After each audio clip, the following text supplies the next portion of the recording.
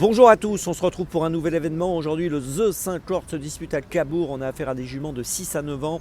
Elles sont très à s'affronter. 2750 mètres pour les concurrents du premier poteau qui n'ont pas gagné 78 000 euros et 2775 mètres pour celles du second qui n'ont pas gagné 180 000.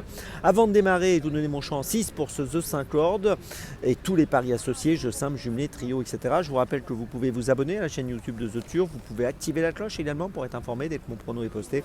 Et n'oubliez pas le jeu responsable, les mentions qui sont en bas ici, ayez ça en tête.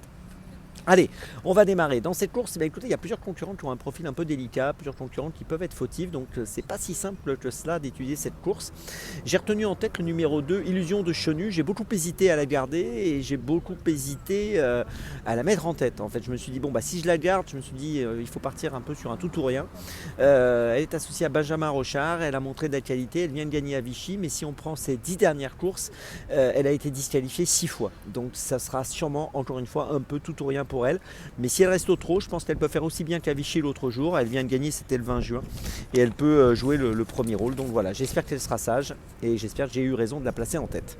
En deuxième position, j'ai retenu le 8 In Love GD. Alors In Love GD vient d'échouer à Caen, elle a fini 13e, mais auparavant elle avait gagné de manière éphémère à Cabourg. Elle a gagné, mais elle a été disqualifiée après enquête. Si elle répète cette sortie et qu'elle reste dans de bonnes allures jusqu'au bout, elle est capable de profiter de la forme de son entraînement. L'écurie de Marc Sassier est en grande forme actuellement et elle peut sûrement jouer un très bon rôle dans cette course. Donc je la retiens deuxième, le numéro 8, In Love GD.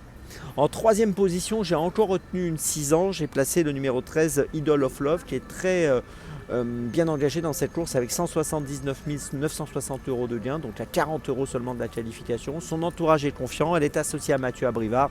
Elle vient de finir 6e à Bordeaux de manière correcte, c'est une première chance évidente. En quatrième position, encore une 6 ans, le numéro 9, Irma de l'Éclair, qui reste sur 2 victoires, une au Croisé-la-Roche, une à Granville-sur-l'Herbe au mois de mai. Elle est associée à Paul Ploquin. Je pense que pour une 3, 4, 5e place, c'est une concurrente qu'il vaut mieux garder avec nous au premier poteau. En cinquième position, j'ai retenu le numéro 6, Yonana Thiben, qui reste sur plusieurs bonnes sorties. Deuxième à Jalais le 14 juin, deuxième à Cabourg le 1er juin.